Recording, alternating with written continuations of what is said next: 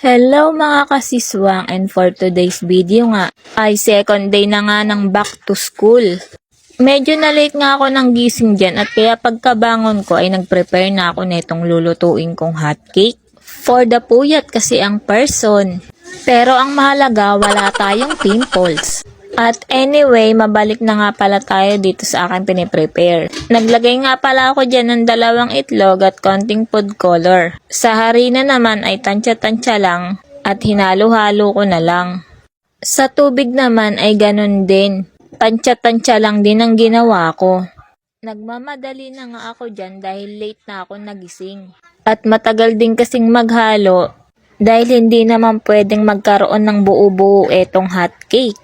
Eto na rin kasi ang aalmosalin ng aming Kuya JD at babaunin. Kaya nagmamadali na rin akong gawin ito habang naliligo ang aming Kuya JD.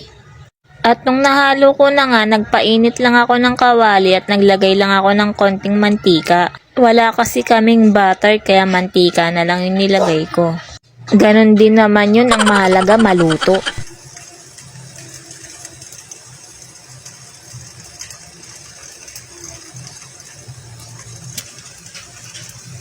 At nung nakaligo na nga si Kuya JD at nakaluto na rin ako ng 2 peraso, ayan, agad-agad na nga siyang kumain.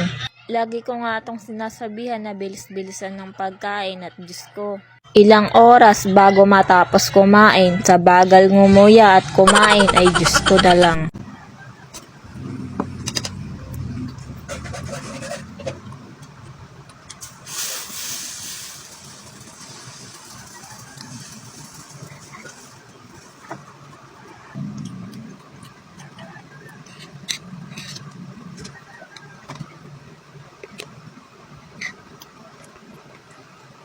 At nung natapos na nga kumain ng aming Kuya JD ay agad ko na siyang sinabihan na mag-toothbrush na at magsuot ng uniform at habang ako ay nagpe-prepare ng kanyang baon. Naglagay nga lang pala ako ng 2 hotcake at syempre meron pa siyang baon na sesto.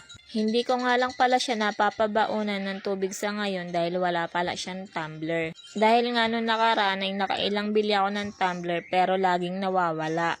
Kaya sabi ko sa kanya hindi ko na siya bibila ng tumbler at bottled water na lang ang gagamitin niya. Para kung sakaling mawala ay hindi naman nakakapanghinayang. Sa mahal din naman kasi ng bilihin ngayon ay nakakapanghinayang talaga kung mawawala lang. At siya nung nakatapos na nga at okay naman na ang lahat at nakapag-prepare na rin naman na ako ng lahat ng kailangan niya, nilagay ko na nga rin pala sa bagang baon niya. At syempre hanggang dito na nga lang muna. Salamat!